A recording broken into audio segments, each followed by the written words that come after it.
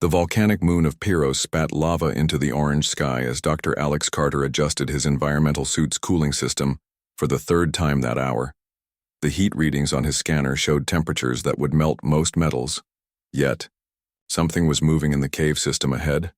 His research vessel Horizon's Edge had detected unusual energy signatures from this desolate rock during their mineral survey mission. But Alex hadn't expected to find life forms in such a hostile environment. The cave entrance looked like the mouth of some ancient beast with jagged rocks forming irregular teeth around the opening. "Control, this is Carter." He spoke into his comm unit while checking his oxygen levels. "I'm approaching the source of those energy readings.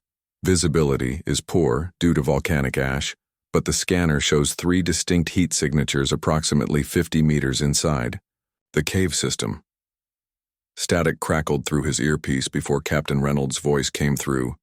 "Carter, remember we're on a tight schedule. The next supply drop isn't for 6 months, so don't waste time on geological samples that won't pay for this expedition."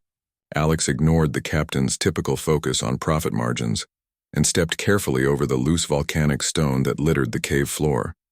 His helmet's built-in lights cut through the smoky darkness, revealing walls covered in strange crystalline formations that seemed to pulse with their own inner light. The energy signatures were stronger now, and his scanner was picking up something else. Biological readings that didn't match any known life forms in the galactic database. Whatever was in here was unlike anything humans had encountered before. As he rounded a bend in the cave tunnel, Alex stopped dead in his tracks. 3 small creatures huddled together against the far wall, their scales catching the light from his helmet and throwing it back in prismatic rainbows. They were no larger than house cats, but their elongated necks and wings marked them as something far more extraordinary: dragons, or at least what looked like the legendary creatures from Earth's ancient stories. But these weren't the massive, terrifying beasts of human nightmares. They were babies, clearly weak and frightened, their eyes large and luminous in the darkness. One of the hatchlings tried to lift its head as Alex approached, but collapsed from exhaustion. Its companions pressed closer together, making soft, keening sounds that seemed to echo the loneliness of this barren world. "Impossible," Alex whispered, his scientific mind struggling to process what he was seeing. Dragons were supposed to be myths, stories told to frighten children, yet here were 3 living specimens abandoned and dying on a volcanic wasteland. His comm unit crackled again. "Carter, what's your status?" "We're reading some unusual energy spikes from your location." Alex hesitated before responding. Standard protocol demanded that he report any alien life forms immediately, especially unknown species that could pose a potential threat. But looking at these vulnerable creatures, he couldn't see any danger. Only 3 babies in desperate need of help. Just some interesting mineral formations. "Control," he lied, smoothly. "I'm collecting samples now. Might need another hour to complete the survey." The largest of the hatchlings managed to open its eyes as Alex knelt beside them. Instead of the predatory intelligence he might have expected, Alex saw only confusion and fear. The creature was clearly dehydrated, its scales dull and cracked from the harsh environment. Without thinking, Alex reached for the emergency water supply in his suit's toolkit. The hatchling flinched at first, but when Alex slowly offered the water dispenser, it drank eagerly. The other 2 perked up at the sight of their companion drinking, and soon, all 3 were sharing the precious liquid. "Easy there," Alex murmured softly, surprised by how naturally he fell into a caretaker role. "You're safe now. I'm going to get you out of here." The scanner showed that the cave system extended much deeper underground, with more energy signatures coming from the lower levels. These hatchlings had probably been abandoned or separated from their parents during some kind of emergency. The volcanic activity on this moon was increasing, and it was possible their nest had been destroyed. Alex activated his suit's environmental controls and carefully scooped up the first hatchling. It was surprisingly light, its bones feeling hollow like those of a bird. The creature didn't struggle, instead curling against the warmth of his environmental suit with obvious relief. The second hatchling was even weaker, barely conscious as Alex picked it up. But the third one, the smallest, seemed more alert. It watched Alex with intelligent eyes that held a depth of understanding that was almost unsettling for such a young creature.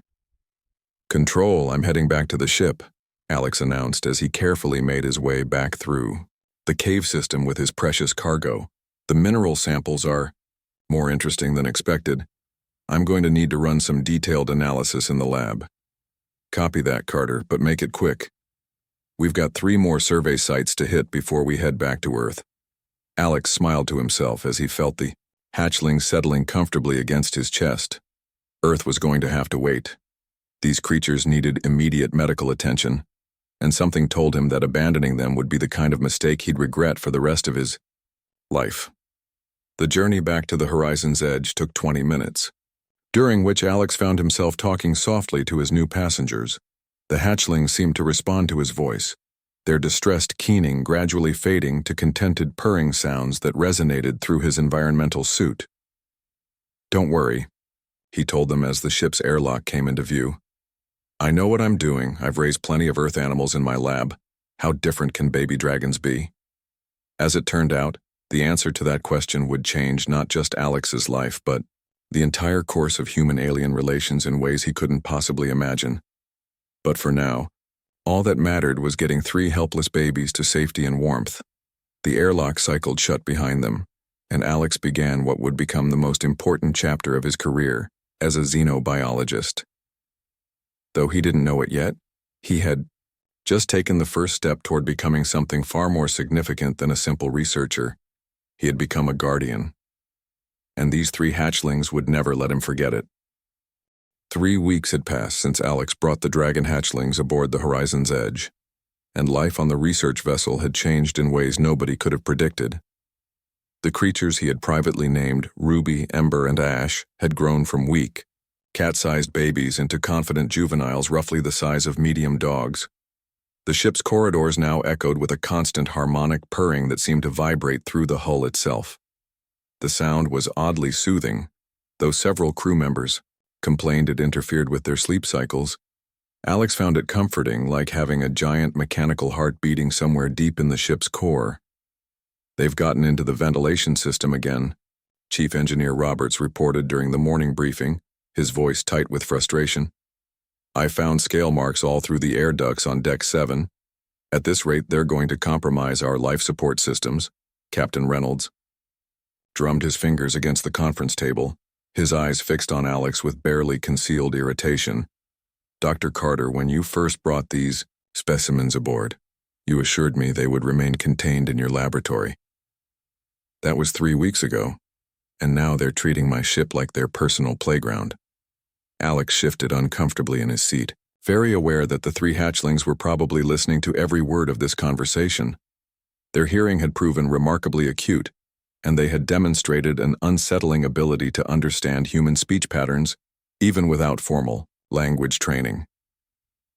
"They're still juveniles," Alex explained carefully. "In most reptilian species, young animals explore their environment as part of their natural development. It's a sign of healthy growth and curiosity." "Healthy growth?" Security Chief Martinez laughed harshly. "Yesterday, I found one of them in the weapons locker.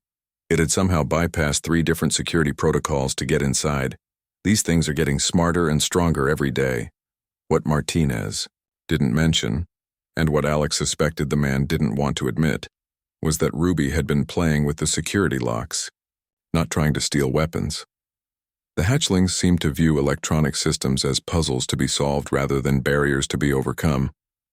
Their intelligence was developing at an alarming rate. "I've been monitoring their growth patterns," Alex said, pulling up holographic displays of his research data. "Their neural development is unprecedented. They're learning faster than any Earth animal I've ever studied, and they show signs of complex emotional bonding. The emotional bonding was perhaps the most remarkable aspect of their development.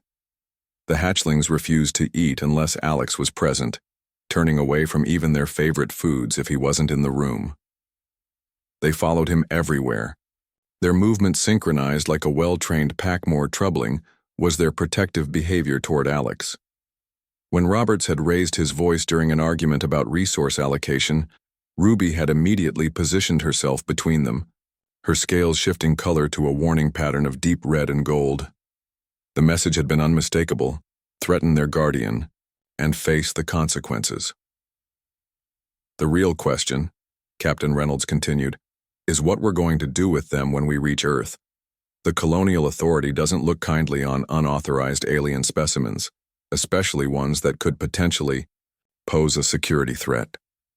Alex's heart clenched at the thought of the hatchlings being taken away for government experimentation. Over the past weeks, he had grown genuinely attached to the creatures. They had distinct personalities. Ruby was bold and curious, always the first to investigate new situations. Ember was gentle and thoughtful, often hanging back to observe before acting. Ash was the smallest but also the most empathically sensitive, somehow always knowing when Alex needed comfort. "They're not threats," Alex protested. "They're refugees. Based on my analysis of their species' probable evolutionary path, these hatchlings are likely survivors of some kind of catastrophic event. Their homeworld may have been destroyed, leaving them stranded on Piros." The captain's expression softened slightly. "Even if that's true, Carter, we can't just ignore protocols. These creatures belong to a species that has terrorized shipping lanes for decades. Every spacer in the galaxy knows stories about dragon attacks." What the captain didn't know, what Alex was only beginning to understand himself, was that the hatchlings were sharing something with him during their sleep cycles. Strange dreams filled with images of vast fleets, burning worlds, and desperate evacuation efforts. The dragons weren't monsters at all, but a dying civilization fleeing some cosmic disaster. The dreams were becoming more vivid each night, and Alex suspected they weren't really dreams at all but genetic memories being transmitted through some form of telepathic bond. The hatchlings were showing him their people's history, helping him understand the truth about their species. "There's something else," Alex said quietly. "I've been experiencing unusual neural activity since bringing them aboard. Enhanced pattern recognition, improved reflexes, increased healing rate. I think they're changing me somehow." The conference room fell silent as the implications sank in. If the hatchlings could alter human biology, they represented either humanity's greatest opportunity or its most dangerous threat. Security Chief Martinez leaned forward, his hand instinctively moving toward his sidearm. "What kind of changes are we talking about, Doc? Are you still human?" Before Alex could answer, the ship's lights flickered and the harmonic purring that had become background noise suddenly stopped. In the eerie silence that followed, Alex could feel the hatchling's distress as clearly as if it were his own. Something had frightened them badly. "Red alert," announced the ship's AI. "Long-range sensors have detected multiple contacts approaching from hyperspace. Configuration unknown, but energy signatures are consistent with organic technology, Captain." Reynolds was on his feet immediately. "Heading for the bridge. All hands to battle stations. Carter, get those creatures locked down in your lab. If we're about to have company, I don't want any surprises." But Alex already knew it was too late for containment measures. Through his growing bond with the hatchlings, he could sense their overwhelming excitement mixed with fear. Someone was coming for them, and the three young dragons were desperately trying to decide whether their rescuers would be friends or enemies. The real question was, would humanity survive first contact with an entire dragon fleet? The dragon fleet materialized out of hyperspace like living nightmares made manifest. 12 massive vessels that seemed to be grown rather than built, their biomechanical hulls pulsing with bioluminescent patterns that spoke of technology, far beyond human understanding. Each ship dwarfed the horizon's edge by several orders of magnitude. Alex stood on the bridge beside Captain Reynolds, feeling the hatchlings' intense emotional turmoil through their telepathic bond. Ruby, Ember, and Ash were pressed against his legs, their scales shifting through rapid color changes that indicated extreme agitation. They were torn between joy at seeing their own kind and terror that their human family might be harmed. "Sweet mother of space," whispered Navigation Officer Collins, her voice barely audible over the bridge's emergency alarms. "Those things are bigger than orbital defense platforms. Our entire fleet couldn't take down one of those monsters." Captain Reynolds was trying to maintain his composure, but Alex could see the sweat beading on the man's forehead. "Open a channel. Let's see if we can negotiate our way out of this." Before anyone could respond, the bridge's main view screen flickered to life, revealing a creature that took Alex's breath away. The being on the screen was clearly adult dragon, but unlike the small hatchlings at his feet, this one radiated ancient power and barely contained fury. Her scales were deep emerald green shot through with veins of silver, and her eyes held the weight of countless years. When she spoke, her voice resonated with harmonics that seemed to bypass the ears and speak directly to the listener's bones. "I am Sarathul, matriarch of the Eastern Fleet. You hold our young captive aboard your vessel. Return them immediately, along with the one who stole them, and your deaths will be swift." The hatchlings whimpered and pressed closer to Alex, clearly recognizing the matriarch but also afraid of what she might do to their human guardian. Through their bond, Alex could sense their desperate attempts to communicate with their fleet, trying to explain that they hadn't been kidnapped but rescued matriarch Sarathul. Alex stepped forward, ignoring Captain Reynolds' restraining hand. "I am Dr. Alex Carter. I found your young abandoned on the volcanic moon of Piros. They were dying from exposure and dehydration. I brought them aboard to save their lives, not to harm them." The matriarch's massive head tilted slightly, her predatory eyes focusing on Alex with laser intensity. "You dare claim credit for their survival, mammal? Our young are hardy. They would have endured until rescue arrived." "With respect, matriarch," Alex continued, his voice steady despite his racing heart, "your young were hours from death when I found them. The volcanic activity on Piros had destroyed their shelter, and they had no access to water or food. If I hadn't intervened, they would have perished." For several long moments, the only sounds on the bridge were the soft whimpering of the hatchlings and the steady hum of ship systems. The matriarch studied Alex with an expression that was impossible to read, her alien features giving no hint of her thoughts. "You speak of our young as if they were common beasts," Sarathul finally said. "Yet our sensors detect the bonding harmonics emanating from your vessel. They sing to you as they would to a clutch father. Explain this impossibility." Alex felt a flush of hope. If the dragons could recognize the emotional bond between him and the hatchlings, perhaps there was a chance for peaceful resolution. "I don't fully understand it myself, matriarch. When I cared for them during their recovery, something changed in all of us. We formed a connection that goes beyond species boundaries." The matriarch's expression shifted to something that might have been surprise in our culture. "Only blood-bonded guardians may raise hatchlings. The bond you describe is sacred, reserved for family. How can an alien creature claim such a relationship with our offspring?" Before Alex could answer, Ruby stepped forward, separating herself from her clutchmates for the first time since coming aboard the ship. The young dragon began vocalizing in a series of complex harmonics, clearly communicating with the matriarch in their own language. Ruby's song continued. The matriarch's expression grew increasingly troubled. When the hatchling finished her tale, Sarathul was silent for nearly a full minute, her great eyes shifting between Alex and the three young dragons. "She speaks of the burning worlds," the matriarch said finally, her voice heavy with grief. "Of our people's exodus from the dying systems of the galactic core. She claims you shared her pain, eased her fear, provided not just physical healing but emotional comfort during the darkest moments of her young life."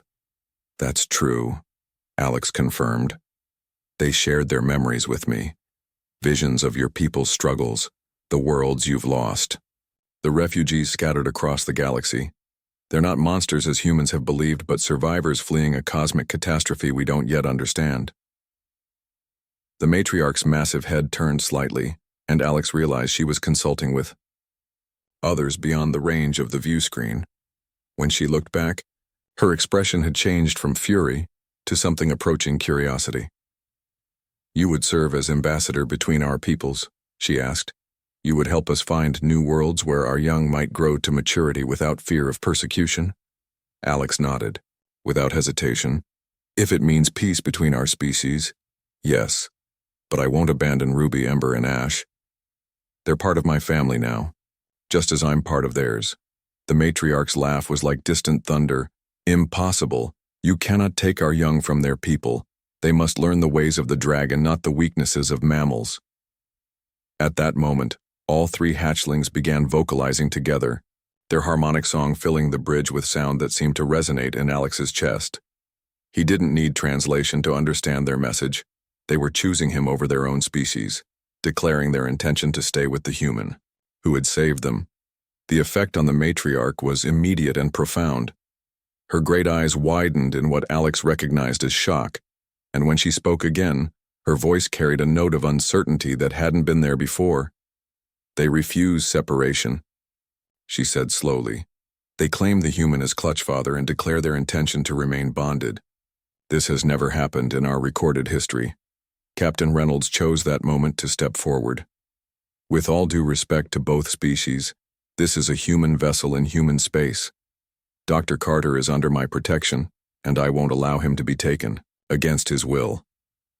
The matriarch's attention snapped to the captain, and Alex could feel the temperature in the bridge dropping as her fury returned. You threaten the Eastern Fleet with a single research vessel? Your courage is admirable, mammal, but your tactical assessment is flawed. But before the situation could escalate further, the ship's sensors detected new arrivals, human military vessels dropping out of hyperspace in standard attack formation. The cavalry had arrived, but Alex realized with growing dread that rescue might be the last thing any of them needed right now. The human military fleet arrived with weapons charging and shields at maximum power, their formation designed to intimidate rather than negotiate. Admiral Hayes had brought 3 heavy cruisers and a dozen support vessels, impressive by human standards but laughably inadequate against the massive dragon bioships that hung in space like sleeping leviathans. Alex watched the tactical display with growing horror as both fleets maneuvered for optimal firing positions. The hatchlings, pressed against his legs, were trembling with fear, their telepathic distress flooding his mind with images of burning ships and dying crews. They understood what the humans apparently did not. This confrontation would end in massacre. Matriarch Sarah Thule. Admiral Hayes's voice crackled through the communication system. This is Admiral David Hayes of the Terran Colonial Fleet. You are in violation of human territorial space. Withdraw immediately, or face the consequences. The Dragon Matriarch's response was a sound that might have been laughter if it hadn't been so terrifying. Admiral Hayes, your reputation precedes you. We have monitored your communications with Earth Command. You come not as negotiator, but as executioner. Alex stepped forward, ignoring the bridge crew's shocked expressions. Admiral, these dragons aren't here to attack. They're trying to retrieve their young. If we can establish proper diplomatic channels, Dr. Carter, you will remain silent. Admiral Hayes's image appeared on the view screen, his weathered face set in grim determination. Intelligence reports indicate you have been compromised by prolonged exposure to alien influence. You will be placed in protective custody immediately upon transfer to my flagship. The word compromised sent a chill through Alex's enhanced nervous system. His transformation had accelerated over the past weeks, his reflexes becoming faster, his sensory perception sharper, his ability to read electromagnetic fields growing stronger each day. But he was still human where it mattered most, in his capacity for compassion and choice. I volunteer to go, Alex announced, surprising everyone, including himself. Matriarch, Sarathul, if I surrender myself to human custody, will you guarantee safe passage for my ship and crew? Ruby let out a keening wail that seemed to pierce straight through Alex's heart. Through their bond, he could feel her terror at the thought of separation, her desperate need to protect him just as he had once protected her. The young ones will not survive separation from their chosen guardian, Sarathul warned. The bonding process has progressed too far. To tear them apart now would cause irreversible psychological damage to both parties. Admiral Hayes's expression hardened. Then we have a problem, Doctor. Because Earth Command has classified these creatures as weapons of mass destruction, they will be contained and studied whether you cooperate or not. The bridge fell silent except for the soft harmonics emanating from the 3 hatchlings. Alex could feel their growing agitation as they sensed the hostile intent from both fleets. Ember was beginning to glow with inner heat, a sign that her defensive systems were activating involuntarily. Captain Reynolds had been monitoring his instruments throughout the tense negotiations, and now he looked up with alarm. Energy readings are spiking throughout the Dragon fleet. Whatever those bioships are doing, it's building toward something big. Matriarch Sarathul's image flickered as interference patterns washed across the communication channel. Admiral Hayes, you misunderstand the nature of our young. They are not weapons to be studied, but beings to be cherished.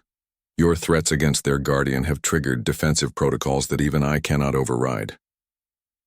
As if to emphasize her point, the space around the Dragon fleet began to shimmer with energy discharges. The bioships were powering weapon systems that made human technology look like children's toys. But Alex realized with growing dread that the dragons weren't the only ones preparing for battle. Through his enhanced hearing, he could detect the subtle changes in the Horizon's Edge's power systems as Captain Reynolds quietly armed their defensive weapons. The man was preparing to fight if necessary, even though his research vessel wouldn't last 10 seconds against either fleet admiral. Alex tried one more time. These hatchlings saved my life as much as I saved theirs. Through our bond, I've learned things about dragon society that could revolutionize interspecies relations. They're not monsters, they're refugees looking for a new home. Refugees who have attacked human colonies for 30 years, Admiral Hayes shot back. Refugees who vaporized the mining station at Kepler Base with all hands. Your emotional attachment has clouded your judgment, Doctor. But even as the Admiral spoke, Alex was receiving flashes of memory from the hatchling's racial consciousness. Images of human ships firing first, of mining operations destroying dragon nesting sites, of communication attempts being misinterpreted as threats. The truth was far more complex than either side wanted to admit. Matriarch Alex addressed the dragon leader directly. Your people attacked human settlements because you were looking for habitable worlds for your refugees. Our people defended themselves because they thought you were invaders. Both sides acted from fear and misunderstanding. Sarathul's great eyes focused on Alex with new interest.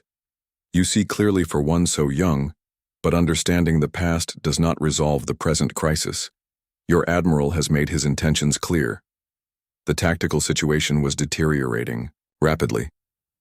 Human ships were forming attack formations while dragon biovessels were charging weapons that could crack planets.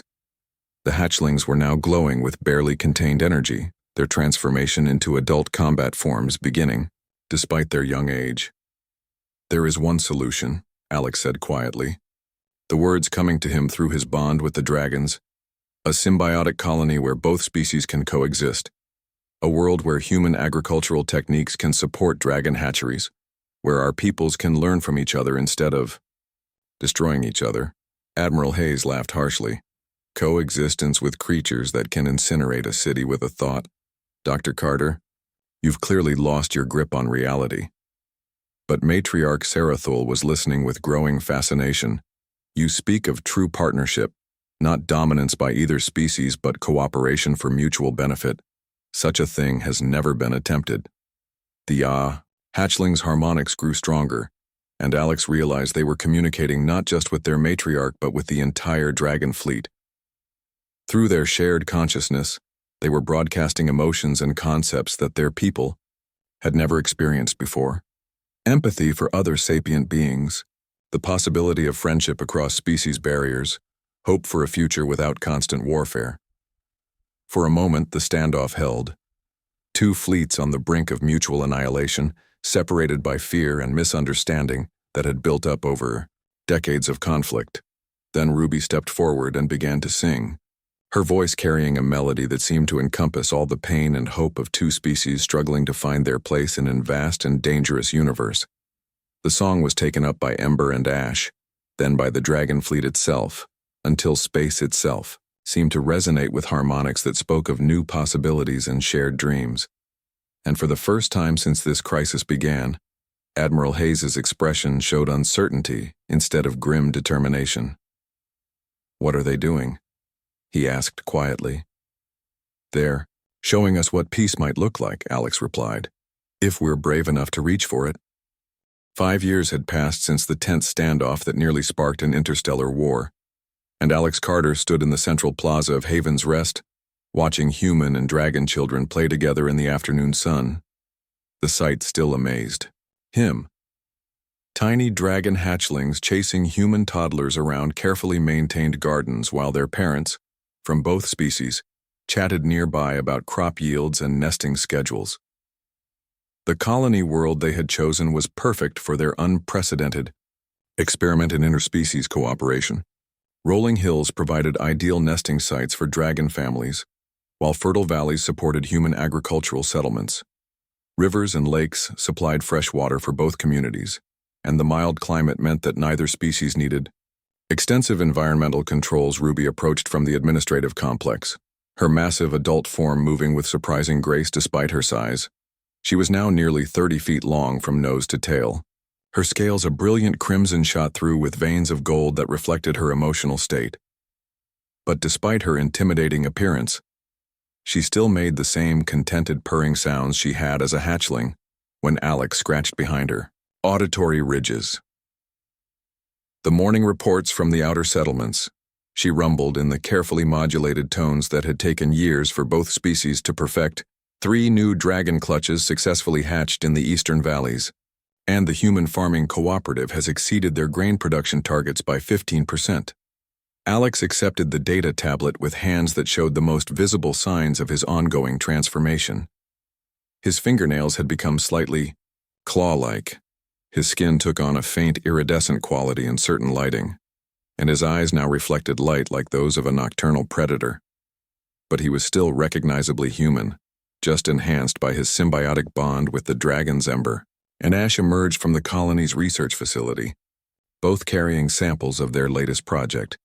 They had been working with human scientists to develop new agricultural techniques that combined dragon biocultivation with human genetic engineering. The results were crops that grew faster, produced higher yields, and could thrive in previously uninhabitable environments. Alex, Ember called out, her blue-green scales shifting to brighter hues as she approached. Dr. Martinez thinks we've finally cracked the soil chemistry problem. The new hybrid plants can extract nutrients from volcanic soil that would kill traditional earth crops. This was perhaps the most remarkable aspect of their colony's success, the way both species had learned to complement each other's strengths. Human technology provided precision and efficiency, while dragon biosciences offered solutions that worked in harmony with natural systems rather than against them. The transformation hadn't been easy for either side. Many humans had struggled to accept that their former enemies were now neighbors and partners. The dragon refugees had found it equally difficult to abandon their warrior culture in favor of peaceful cooperation. But the children of both species had adapted with remarkable speed, growing up bilingual in human speech and dragon harmonics. Governor Carter, a familiar voice called from across the plaza. Alex turned to see Captain Reynolds approaching, now serving as the colony's chief of security. The man had aged well in the 5 years since their first encounter with the dragon fleet, though his hair had gone completely gray. We've got incoming ships on the long-range scanners, Reynolds reported. Configuration unknown, but they're definitely not human or dragon. Energy signatures suggest advanced technology, possibly beyond either of our current capabilities. Alex felt a familiar chill run down his spine as Ruby, Ember, and Ash immediately moved into protective positions around him. Their bond had grown stronger over the years, allowing them to share not just emotions but complex thoughts and tactical assessments. Right now, all 3 dragons were broadcasting the same message: unknown contact, potential threat, defend the colony. How many ships? Alex asked, his enhanced senses already picking up the subtle changes in electromagnetic patterns that indicated approaching. Vessels, 7 contacts, possibly more masked by some kind of stealth technology. Reynolds replied, they'll reach the outer system in approximately 6 hours. Plenty of time to evacuate the civilian population if necessary, but Alex was already shaking his head. We don't run. This colony represents 5 years of work building trust between our species. If we abandon it at the first sign of trouble, we lose everything we've accomplished. Through the colony's communication network, word of the approaching ships spread quickly. Within minutes, both human and dragon families were making preparations that had been practiced but never implemented. Children were moved to secure shelters while adults took positions at defense stations that blended human technology with dragon bioweapons matriarch. Sarathul's voice echoed across the plaza as her massive bioship descended from orbit. Alex Carter, the unknown vessels are broadcasting a standard greeting protocol. They claim to represent the Galactic Confederation of Independent Worlds. They wish to establish diplomatic contact. Alex exchanged glances with his bonded dragons, reading the mixture of excitement and apprehension in their body language. The Galactic Confederation was a loose alliance of non-human species that had been observing the expanding sphere of human influence for decades. If they were making contact now, it meant that news of the Human-Dragon Alliance had spread far beyond their small corner of space. Patch them through, Alex decided. Let's see what they want. The main communication screen flickered to life, revealing not one alien species but a collection of beings that represented the diversity of galactic civilization. A crystalline entity that sparkled with inner light, a gas cloud being contained within a force field, and what appeared to be a sentient plant with flowers for eyes. "Greetings, Governor Carter." The crystalline being spoke with a voice like wind chimes. "I am Ambassador Thisseral of the Confederation. We have observed your colony's remarkable achievement with great interest.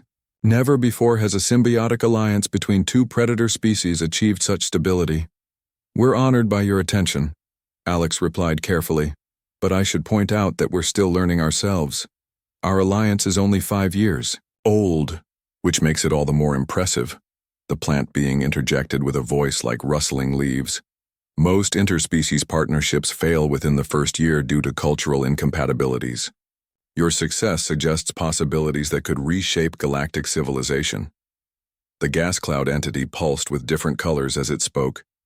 "We come not as conquerors or judges, but as potential partners. The Confederation faces threats that require cooperation between species with different strengths. Your colony serves as proof that such cooperation is possible." Ruby stepped forward, her massive presence filling the communication pickup's field of view.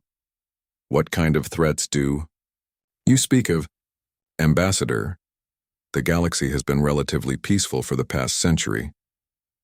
"Peace built on isolation," Ambassador Thisseral replied. "Each species keeping to their own worlds, avoiding contact that might lead to conflict. But isolation also means vulnerability when true threats emerge.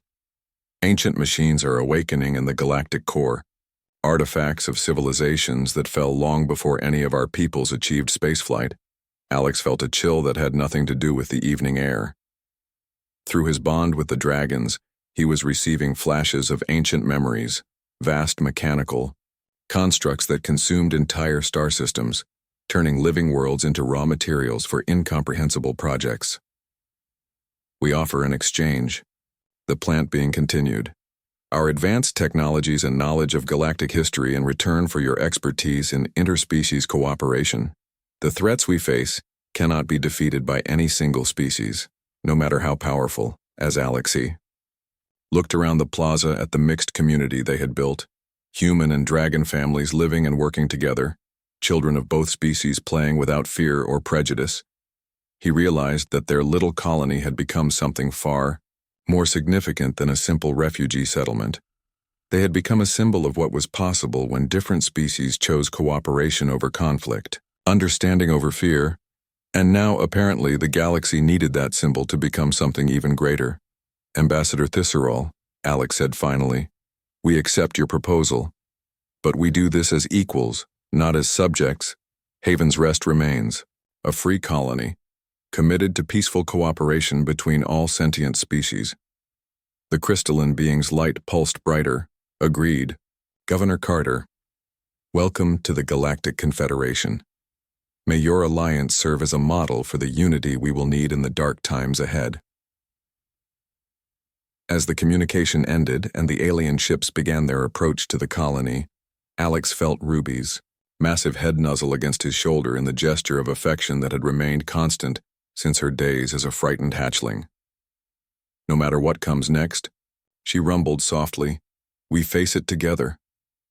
Alex smiled and scratched behind her auditory ridges, watching as human and dragon families emerged from their shelters to greet their new galactic neighbors.